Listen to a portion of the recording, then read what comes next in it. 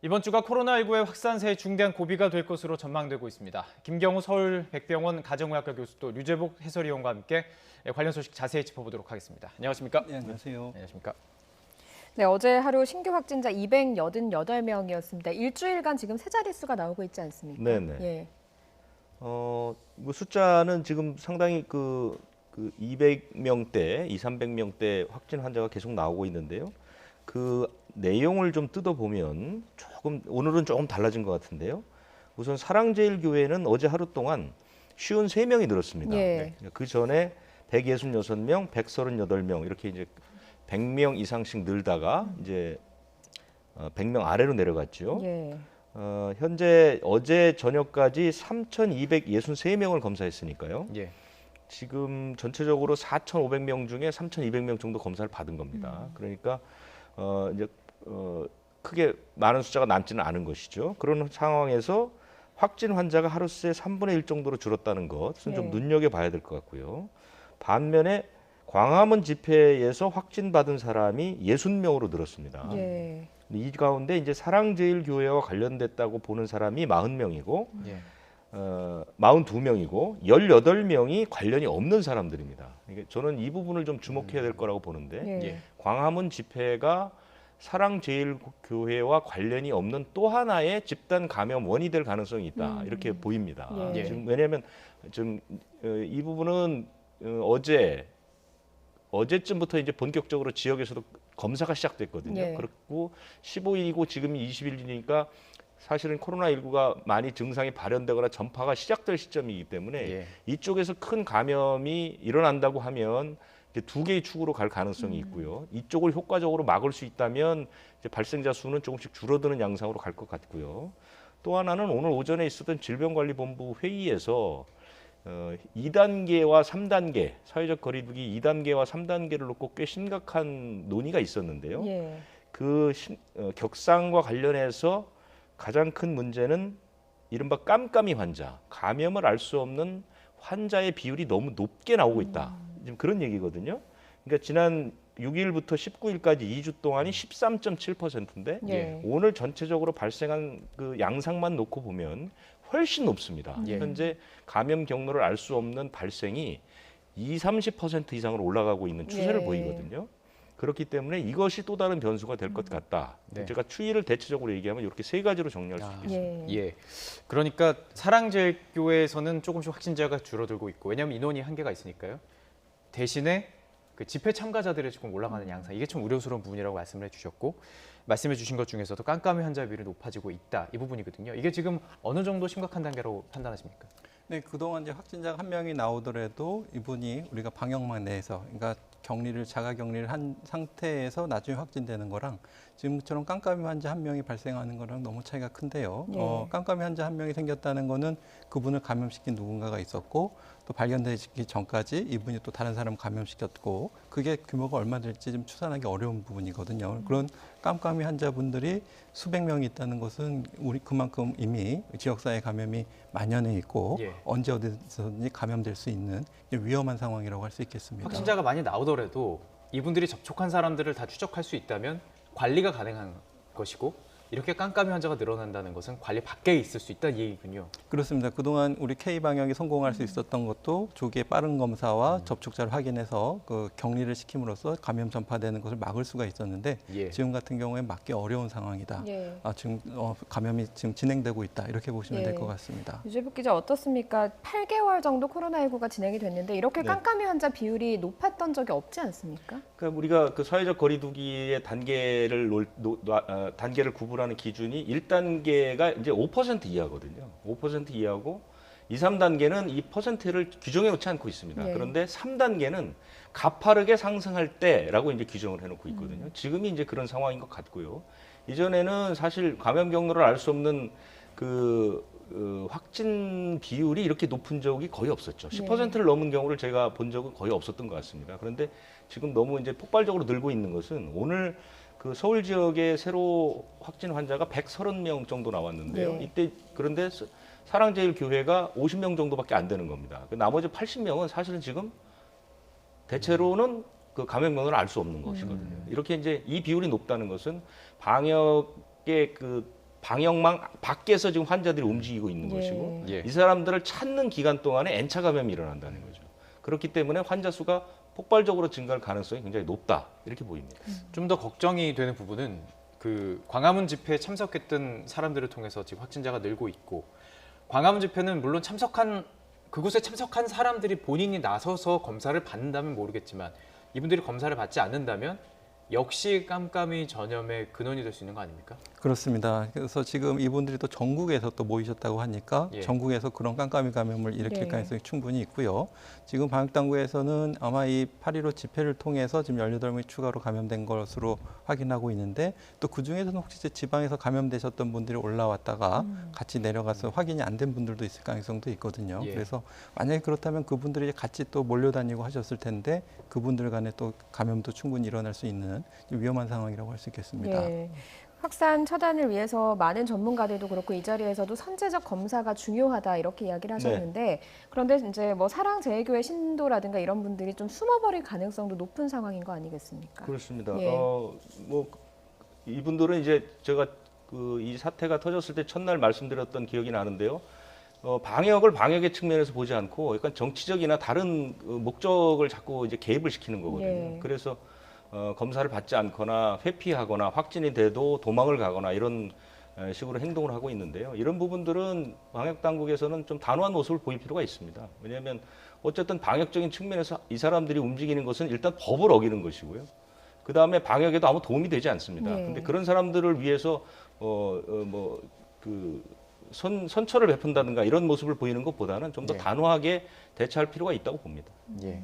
사랑제일교회 확진자 양성률 그러니까 검사한 사람들에서 확진자가 얼마나 나오는가를 봤더니 19.3% 거의 20% 육박하는 거거든요. 이 정도라면 심각한 거죠. 그러니까 왜 이렇게 확산세가 이 안에서 전파력이 높은가 이런 것도 궁금하거든요. 네, 아마 이 집단 내에서 어떤 경로로 감염이 되는지 좀 역학조사가 필요할 것 같은데요. 예. 아마도 이제 같이 예배를 보실 때 보통 이제 교회가 작으니까 밖에서도 보시던 분들이 이제 비가 오니까 실내에 이제 밀접하게 예배를 같이 보셨다던가 또 아니면 찬송이나 이런 걸 하면서 마스크를 충분히 착용하지 않으셨다든지 아니면 또 일부 교인분들 같은 경우에 평일에도 오셔서 이렇게 숙식을 같이 하셨다고 하고 알려져 있거든요. 예. 그래서 정확하지는 않지만 만약에 그랬다면은 이분들 간에 굉장히 밀접한 접촉, 여러 번의 접촉을 통해서 충분히 감염이 그동안 여러 번 일어났을 가능성이 있을 것 같고요. 예. 어떤 경로로 이렇게 감염이 됐는지는 이제 이분들이 좀 협조를 하시면서 교회에서 어떤 활동을 하셨는지 조금 더 조사가 필요할 텐데 아무래도 같이 또 식사하시고 예. 이런 것들이 가장 큰 문제가 될 것 같습니다. 네. 앞서 유재복 해설위원이 방역 당국이 좀 단호하게 대처를 할 필요가 있다 이런 이야기를 해주셨는데 네. 전광훈 목사 측이 코로나19 검사에 대한 불신을 드러내는 입장문을 내지 않았습니까? 네, 예. 그렇습니다. 내용은 뭐 제가 얘기할 필요가 지금 저 그래픽이 나오는데요. 예. 방역적 측면에서는 뭐 터무니없는 얘기입니다. 뭐 고려할 가치가 별로 없어 보이는 것이고요. 지금 그 전광훈 목사는 사법 처리를 받아야 될 대상자입니다. 법을 어긴 게 한두 가지가 아닙니다. 그 감염병 예방법을 어겼고요. 공무집행도 방해를 했고 상해죄까지 포함시킬 수가 있을 정도의 이제 범죄인입니다. 그리고 이미 확진자입니다.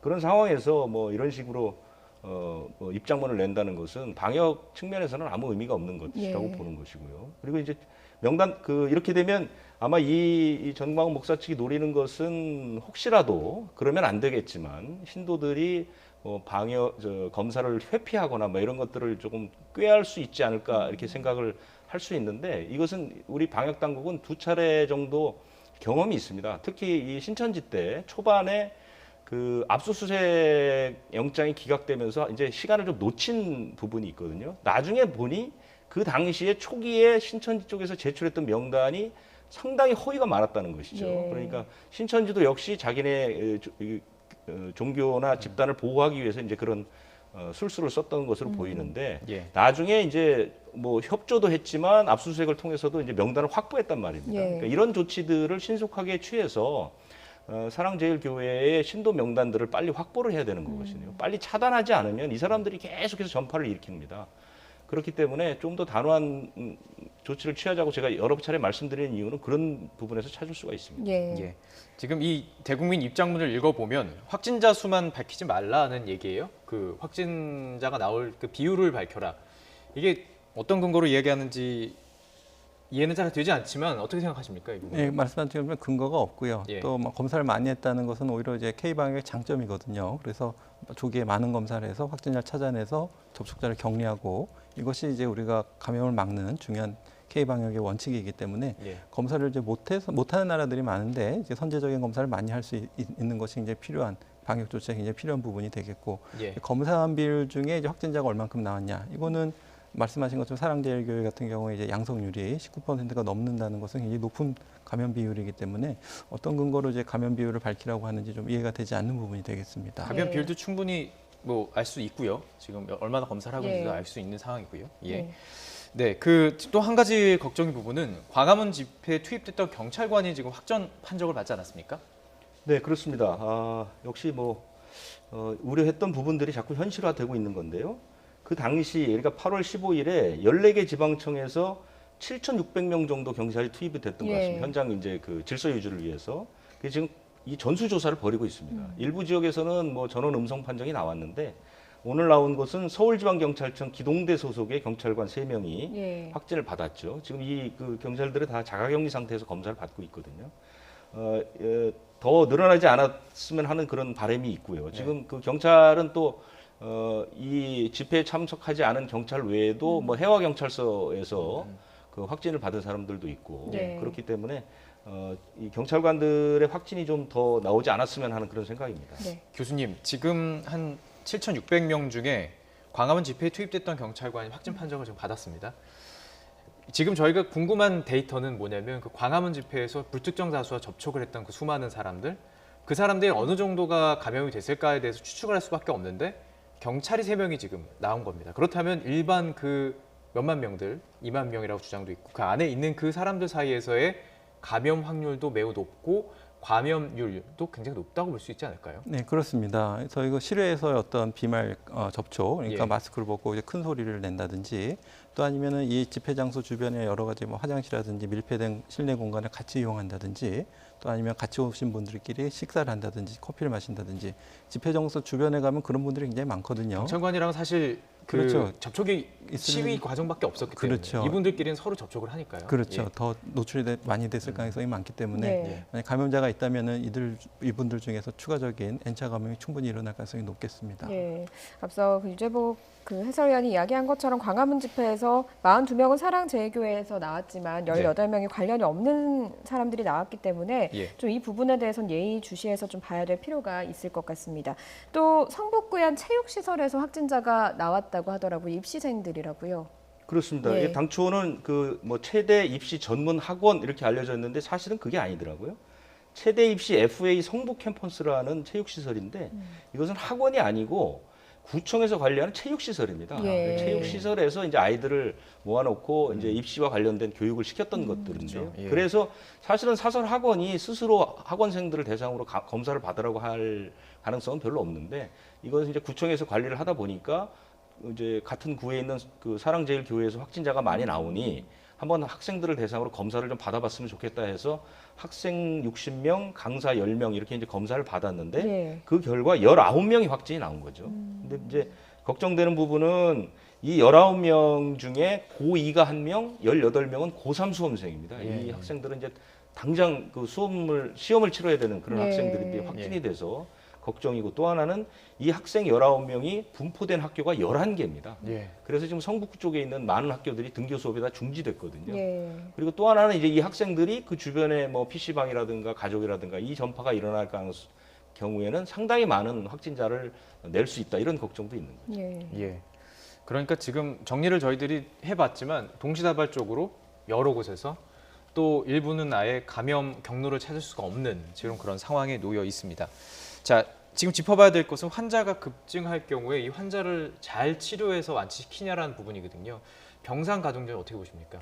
네, 일단은 지금 수도권에 있는 병상은 이제 중환자를 볼 수 있는 병상이 있고, 그다음에 감염 전담 병원으로 해가지고 중환자 시설은 없지만 그래도 격리된 음압 시설이 있는 병원 이렇게 나눠볼 네. 수가 있겠는데요. 일단은 지금 만약에 경증 환자를 이제 생활치료센터로 옮기고 중증 환자만 받는다면은 좀 어느 정도 여유는 있을 것으로 보이는데 그동안에 중증 이상의 환자, 그러니까 산소 투여가 필요한 중증 이상의 환자들의 통계를 그동안 발표한 걸 보면은 평균 입원 기간이 한 23일 정도. 네. 그리고 만약에 이제 발생률도 전체 환자의 한 9% 정도가 이런 입원이 필요한 중증 환자로 발표한 적이 있는데요. 예. 만약에 이렇게 남은 병상과 이런 걸 고려했을 때 만약에 일일 환자가 만약에 이제 한 500~600명씩 한 2주가 발생한다면 이런 중환자를 볼 수 있는 시설이 포화가 됩니다. 그렇기 때문에 물론 이제 1000명씩 생긴다면 일주 내로 포화가 될 수가 있겠고요. 그렇기 때문에 그동안에 이제 중환자 발생 비율을 받고 특히 요즘은 이제 또 연세 많으신 분들이 많이 오기 때문에 예, 예. 9%보다 더 많이 중증 환자가 생길 가능성이 많기 때문에 계속 이 확산세가 꺾이지 않으면 결국 이제 중환자 시설이 포화될 수가 있겠고 또 이렇게 감염병 전담병원을 만들기 위해서는 그동안에 입원해 있고 치료받던 일반 환자들을 또 빼야 되거든요. 네. 근데 이제 그런 분들이 그동안 진료 기록이나 치료받은 기록들이 다 거기 있는데 만약에 이분들이 그 병원을 이용하지 못하고 다른 데로 가시게 되면 다른 민간 병원에서 부담도 커지고 이분에 대한 어떤 병력을 모르기 때문에 그만큼 효과적인 치료가 어려워지고 또 반복적인 검사가 이루어지고 이런 2차적인 부수적인 피해들이 날 수 있거든요. 그래서 예. 코로나19로 인한 환자에 대한 어떤 환자 피해뿐만 예. 아니라 코로나19가 아닌 환자분들도 코로나 환자가 증가하면서 또 피해를 입을 수 있는 상황이 좀 우려된다고 할 수 있겠습니다. 예. 사실 확산세를 차단하는 게 굉장히 중요한 시점이 됐는데 경기도 같은 경우는 굉장히 상황이 심각하다 보니까 이재명 경기지사가 긴급회견을 열었습니다. 그리고 이런 표현을 썼더라고요. 쓰나미급 대충격이 시작될 것이다. 이렇게 이야기를 했습니다. 얼마나 심각한 상황입니까? 경기도는 서울보다 병상 사정은 훨씬 좋지 않죠. 일단 갖춰놓은 병상 자체가 적고, 하지만 지금 경기도도 하루에 100명 가까운 확진 환자가 이제 생기거든요. 예. 그래서 서울은 급하게 이제 여러 시설을 병상으로 이제 옮겨서 가동률이 한 60%대로 좀 떨어져 있는 상태인데, 경기도는 현재 그 병상 가동률이 86%쯤 된다고 하니까 이제 몇 개 안 남은 거죠. 예. 예. 더구나 이제 생활치료센터는 뭐 사실은 조금 이제 경증 환자니까 네. 큰 부담이 없다 하더라도 그것도 가동률이 한 60%가 넘어가고 있거든요. 그래서 여기도 이제 빨리 그 대체할 수 있는 병상 같은 것을 만들어야 되는데 이제 가장 심각한 거는 중증 환자들이 사용해야 될 병상이죠. 네. 이 병상들은 일반 병실을 쉽게 바꿀 수 있는 그런 구조가 아니니까요. 그래서 지난 16일에 이미 이제 수도권 병상 공동 대응 체제라는 게 가동이 되고 있습니다. 그래서 경기도에서 환자들이 많으면 이제 서울이나 인천으로 이제 활용할 수 있는데 예. 문제는 서울, 인천도 역시 이제 확진 환자가 좀 많은 예, 거기 그렇죠. 때문에 예. 아마 충청권이나 이쪽까지 이제 도움을 좀 받아야 될 그런 상황인데 그것은 거리두기의 단계에 따라서 조금씩 이제 차이가 있습니다. 예. 그 지금 오늘 소식인데요. 70대 코로나 확진자 1명이 숨졌다라는 소식이 들려오고 있습니다. 이송 절차 진행 중에 갑작스럽게 숨졌다. 코로나 바이러스 환자들을 좀 다뤄도 보셨을 텐데 진행 상황 같은 것들, 갑자기 악화되는 것들 이런 것들을 직접 대면하시면서 어떤 느낌이 들었습니까? 네, 아마 이 사례는 이제 확진되고 나서, 그러니까 검사를 받고 나서 이제 확진이 돼서 갔더니 이미 사망에 계셨다라는 거거든요. 예. 그러니까 확진되고 바로 돌아가신 건 아니고 아마도 그 전에 걸려서 좀 증상이 있거나 좀 몸이 여기 좀 안 좋으셨을 텐데 검사를 늦게 받아서 아마 중증으로 이완이 되고 급속하게 나빠진 게 아닌가 이렇게 추정이 되는데요. 예. 그동안에도 자가격리를 하는 도중에 자가격리 해제 전 검사에서 양성이 나와서 병원으로 이송했는데 알고 보니까 그때 이미 그러니까 처음에 검사는 음성이 나와서 자가격리를 하다가 해제해서 양성이 나와서 병원에 갔더니 그때는 이미 병이 상당히 진행된 상태에서 발견된 사례도 있거든요. 예. 그래서 보통 고령이시고 기저질환이 있으신 분들은 노출되시고 한 1, 2주 동안 빨리 적절한 치료를 받지 않으면 중환자가 되거나 사망하실 가능성도 많기 때문에 예. 특히 지금 사랑제일교회 같은 경우에도 증상이 있어도 검사 받지 말고 뭐 감기약 먹고 버티라 이렇게 지금 하고 있는 것 같은데 굉장히 위험할 수 있거든요. 큰일 날 수 있는 거죠. 그렇습니다. 그래서 이런 예. 분들이 또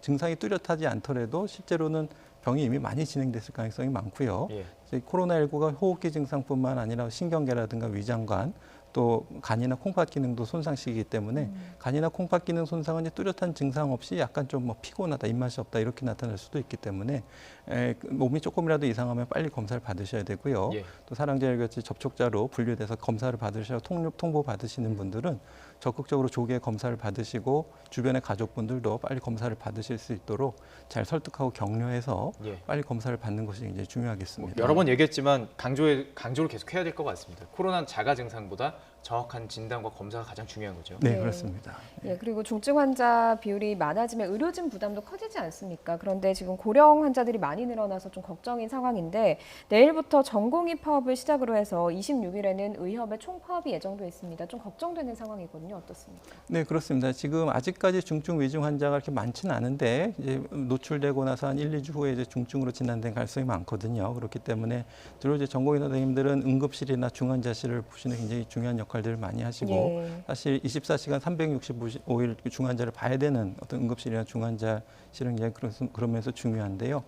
물론 이제 하루 이틀 정도야 이제 파업했을 때 교수라든가 전임이나 다른 인력이 커버를 해줄 수가 있겠지만은 이것이 파업이 장기화된다든지 이런 경우에는 중환자 응급실이 기능이 많이 떨어질 수가 있겠고요. 네. 예. 무엇보다 이제 의료 공백을 좀 최소화하고 또 아직 앞으로 생길 중환자라든가 사망자가 늘어날 텐데 좀 파업이 좀 잘 마무리되고 지금은 물론 이제 의료 정책에 여러 가지 우선순위가 있을 겁니다. 그러니까 뭐 의료 소외 지역에 대한 의료 정책도 중요하지만 지금 무엇보다도 이제 코로나19의 방역에 대한 대책이 더 중요하기 때문에 정책의 우선순위가 더 높기 때문에 네. 당에서도 좀 잘 판단하셔서 당에서 움직여서 복지부 혼자서 결정할 수 있는 문제는 아닌 것 같습니다. 그렇기 예. 때문에 예. 범정부적으로 또 당이 합심해서 우리 정책의 우선순위를 잘 정해서 현명하게 좀 해결해 주셨으면 좋겠습니다. 예. 예. 자, 이런 상황인데 식약처가 코로나19 혈장 치료제, 이건 백신이 아니라 치료제입니다. 이것에 대해서 이상 임상시험 승인됐다 이런 내용이 있네요. 그 시험 계획을 승인한 것이고요. 예. 이 혈장 치료제는 원래 다른 질환에도 사용된 치료제들이 있기 때문에 예. 일상을 아예 면제를 해줬죠. 아, 그리고 이제 예. 이상으로 바로 들어가는데 지금까지는 그 이상에 쓰일 제제, 그러니까 시험 약품 이걸 만드는 과정이었고요. 그래서 혈장이 사실은 한때는 이제 혈장을 공유하는 분들이 적어서 걱정이 많았는데 예. 지금은 실제로 한 1,000명 가까운 분들이 이제 혈액을 다 채취를 했기 때문에 제제를 네네. 다 만들었습니다. 예. 그래서 한 60명 정도 대상으로 해서 이상 들어갈 것 같고요. 이상이 끝나면 이제 3상 거쳐서 혈장 치료제가 나올 수 있겠죠. 예. 예. 알겠습니다. 오늘 코로나19 상황과 또 혈장 치료제 이상 임상시험 소식까지 한번 들어봤습니다. 유재복 해설위원, 김경우 서울백병원 가정의학과 교수였습니다. 오늘 말씀 감사합니다. 네, 감사합니다.